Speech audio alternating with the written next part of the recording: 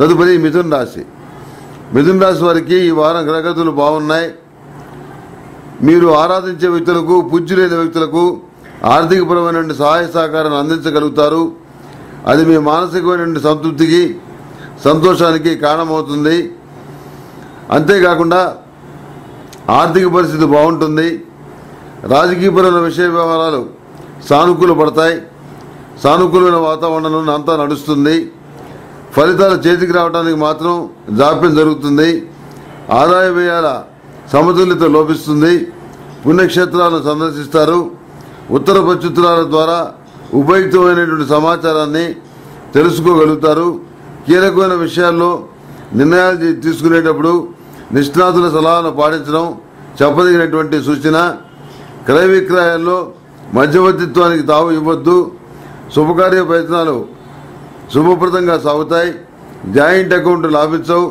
ఈ రాశివారు ప్రతినిత్యం అష్టమూలిక గుగ్గిలంతో గృహంలోనూ వ్యాపార కేంద్రంలోనూ ధూపం వేయటం చెప్పదగినటువంటి సూచన.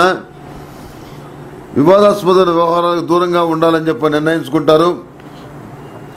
సన్నిహితులైన మిత్రులు, బంధువులు, సహచరులు పోలీస్ స్టేషన్ స్థాయి తగాదాల్లో ఇరుక్కుంటారు. వాళ్ళని విడిపించడానికి మీ పరపతి ఉపయోగించాల్సిన పరిస్థితి ఏర్పడుతుంది. పరపతి ఉపయోగించేందుకు కాదు మీ బాధ. ఇటువంటి చిన్న చిన్న విషయాల్లో ఇరుక్కొని సన్నిహితులు పరుగు తీస్తున్నారే అని చెప్పి బాధపడతారు. పునర్వివాహ సంబంధమైన విషయ వ్యవహారాలు సానుకూల పడతాయి.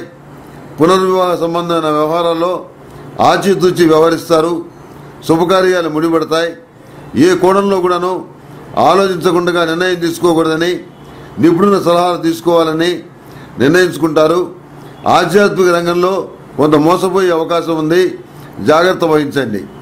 ఏది ఏమైనా మీ వ్యక్తిగత జాతకాన్ని ఒకసారి పరిశీలన చేసుకొని దాని ద్వారా కొన్ని సలహాలు తీసుకొని నడుచుకోవటం అనేది చెప్పదగినటువంటి సూచన.